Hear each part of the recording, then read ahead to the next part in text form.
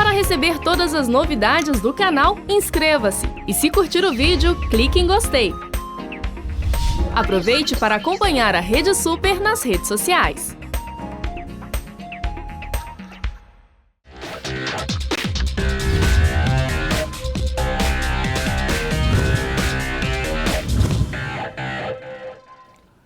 E hoje nós vamos falar sobre como conduzir as relações humanas nas organizações.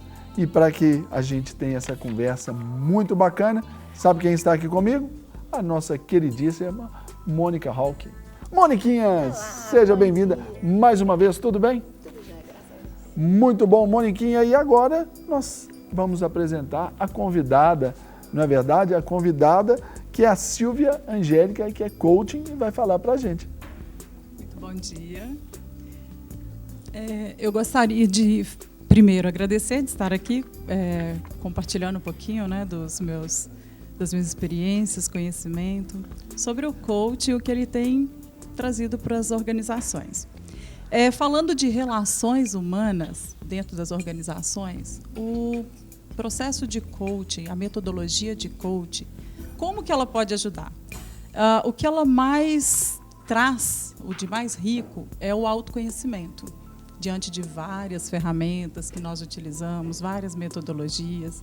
Então, nós acreditamos que o ser humano, quando ele começa a se conhecer melhor, conhecer os outros, ele produz um crescimento aí com as diferenças. E isso minimiza as questões de conflitos dentro das empresas. A Silvia tem viajado o Brasil todo e trabalhado, né, em empresas.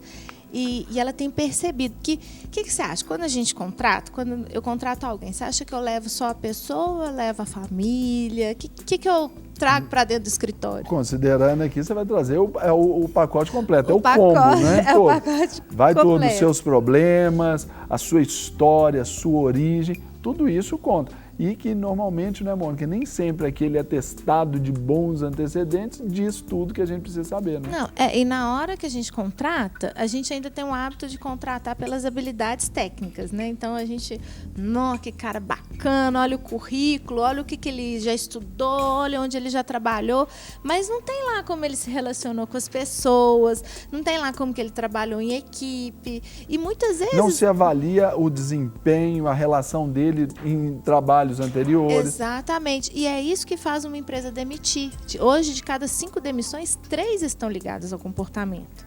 Então, na hora de demitir, a empresa demite muito mais pelo comportamento do que por algum gap técnico. Então, as relações, elas têm um peso muito grande. E o processo de coach, ele entra para ajudar, para realmente, assim, fazer essa gestão desse monte de gente que está na empresa, que a gente não vê, é invisível, mas está ali, a pessoa no computador está ali. Às vezes, os problemas familiares, as emoções, a visão de mundo, os valores, está tudo ali. A gente só está vendo um ser humano no computador, né, Silvia? Aí, Silvia, aí a pergunta então vai para você. Então, como que o coaching ele vai auxiliar aí no processo gerencial aí nas relações humanas? Qual é o trabalho, qual a linha de ação? Então, primeiro, o coach proporciona, eu digo que, como eu disse anteriormente, o autoconhecimento. Então, quando as pessoas conhecem tudo aquilo, né, que ela tem de bom, quando aceita, existe a aceitação também das partes boas e aquelas que nós temos para desenvolver, eu começo a entender que o outro pode ter algo bom que eu não tenho. E eu começo a respeitar o que o outro tem de melhor. Entender que também posso crescer com aquilo que ele tem de melhor. Então, o processo de coach, ele traz muito crescimento individual. Eu digo que as empresas, né, contratam o processo de coach para o desenvolvimento da empresa, melhores resultados, que isso, evidentemente, traz. Só que, mais do que isso, o processo de coach traz um desenvolvimento e um ganho pessoal muito grande. Então, explora ali dons e talentos que poderiam estar, diríamos, adormecidos, Sim, mal utilizados. Exato. Eu falo que a gente proporciona um ambiente onde as pessoas conseguem conectar com todas as suas partes. Descobrir ali, né, todas as suas partes boas e as que não são tão boas. Nítida a diferença, né, Silvia? Porque isso ajuda a reduzir a carga de estresse, de erro, né? Assim, às vezes a gente acha que é uma coisa muito abstrata, mas assim, materializando alguns benefícios, a pessoa que passou por um processo de autoconhecimento, tudo, ela tem mais conforto para usar suas habilidades, ela sabe o que acionar dentro dela para executar aquela função da melhor maneira possível, ela reduz o seu nível de ansiedade para executar uma tarefa. Na questão, por exemplo, Mônica, aí, vamos dizer, naquela da competitividade entre a equipe ali, como que estabelece esse processo aí utilizando o coach? Porque tem esse lado da competitividade que pode tornar aí de um funcionário tóxico, né? Isso contaminar ali todo o ambiente. O coaching nesta área também ajuda, né?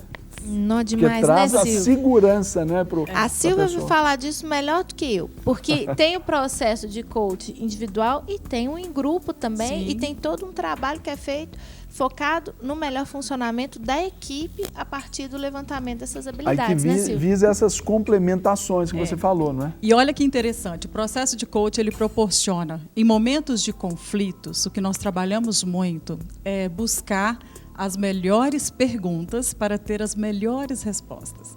Então, isso é muito rico. É o que eu também faço a gestão de pessoas, e quando existe um problema na minha empresa, eu digo, ok, o problema aconteceu, então quem é o responsável por este problema? Automaticamente, o que nós fazemos? Com o processo de coaching, nós levamos com perguntas o direcionamento da pessoa que criou o problema a encontrar a solução. E não é só aquele famoso caça às bruxas, não, né? Não, ali levanta-se o problema, a origem, mas, claro, ali já visando apresentar também as soluções e a forma de não minimizar esses efeitos. Você consegue uma maturidade maior nos relacionamentos, sim, né, Silvia? Sim. Por quê? Porque eu foco na solução. O problema, eu digo que tudo aquilo que a gente encontra de problema, ele tem que servir para quê? Identifiquei, houve um erro, qual foi esse erro, qual o meu aprendizado com esse erro? Eu não vou ficar buscando culpado. Então, o processo de coaching tem muito isso. Alavancar a pessoa, tirar a pessoa daquele estado de culpa, de erro, que seja um conflito, que seja um problema, né, com alguém dentro das empresas, e buscar a solução para aquilo. Juntos, né? Aí é o que eu digo, quando tem o autoconhecimento, volto no autoconhecimento, porque quando as pessoas conhecem aquilo que ela tem de melhor e respeitam o limite do outro, é mais fácil da gente resolver esses conflitos. Eu estou aqui ouvindo a Silvia Angélica, que é coaching aqui falando, aí minha cabeça religiosa, minha cabeça que pensando espiritualmente, e eu comecei a ver a Bíblia aqui nessa história. A Bíblia nos mostra uma série de fracassos ali do seu povo, de erros, de problemas ali no plano maior de Deus. E Deus nunca focou só no problema, sempre foi levando a solução, trazendo esses aperfeiçoamentos ali para trazer unidade para o povo e nunca alijou, vamos dizer assim, o que errou. Falei bobagem, Mônica? Você fazendo essa alusão assim? Não tem jeito de falar bobagem usando a Bíblia, né? Mas Deus é um coaching sensacional, sensacional, né? É o pai do coaching, né? Jesus é o pai do coaching. Mas por quê? Isso aí, eu cresci, assim, sempre li a Bíblia desde criança, então eu ficava assim, mas por que fica mostrando as coisas erradas? Por que não mostra só as certas? Né? Aquela pergunta de criança, do adolescente, do certo e errado. Porque o errado faz parte do nosso crescimento e da nossa maturidade enquanto seres humanos. Nós precisamos disso.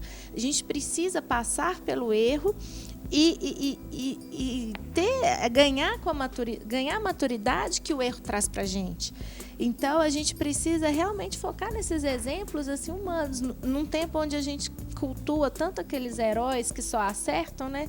Eu acho que é muito importante esse resgate bíblico de que quem vai chegar lá são pessoas que erram, que têm limitações, que às vezes nem tinham as melhores intenções, mas foram mudando ao longo do caminho, de pessoas que tinham ótimas intenções, mas foram fazendo tudo errado. Mas no final, o que conta é exatamente essa compreensão da nossa humanidade e qual que é a melhor forma de gerir esse capital que nós somos, né? Isso. E outra coisa muito interessante que tem dentro do processo de coaching que nós proporcionamos às pessoas aprender a não julgar. E isso é muito rico, porque nós defendemos o tempo todo os nossos valores. E talvez nós tenhamos que aprender a entender o valor do outro. Talvez, se algo tiver que ser mudado, ele vai entender que tem que ser mudado. Mas o não julgamento, porque nós julgamos o tempo todo em cima de uma ação das pessoas, né, e esquecemos que ela também tem uma história de vida, ela tem as suas verdades. Então, com isso, nós proporcionamos o ouvir melhor, ouvir as pessoas, ouvir na essência mesmo aquilo que ela está dizendo e, a partir daí, trazer soluções dentro daquilo que ela acredita. Essa parte do não julgamento, a gente ouve assim, parece que é fácil, mas é difícil demais. Sim, até porque, por exemplo, se a gente for olhar até o padrão no nível da comunicação, a gente vai ver que essa elipse aí que cerca todo esse processo, a gente tem que considerar cultura, como a Mônica disse, eu contrato alguém, mas eu estou contratando a família, o histórico, a gente contrata tudo isso. E quando a gente faz o julgamento, se eu estiver errado, você pode me corrigir, a gente faz do outro pelas ações.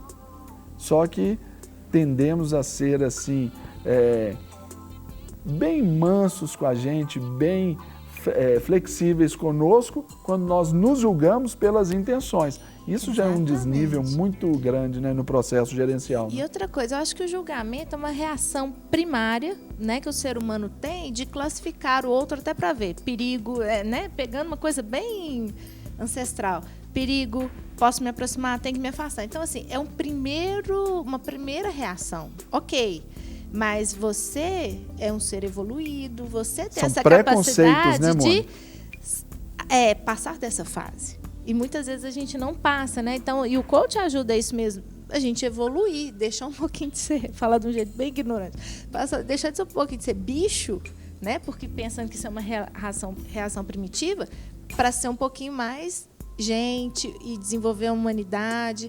E tem uma frase de Agostinho, atribuída a Agostinho, que eu gosto demais, que é: não persigamos a quem Deus tolera.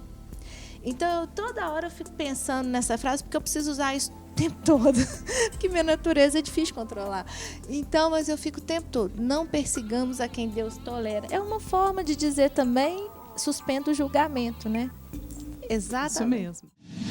Para receber todas as novidades do canal, inscreva-se. E se curtir o vídeo, clique em gostei. Aproveite para acompanhar a Rede Super nas redes sociais.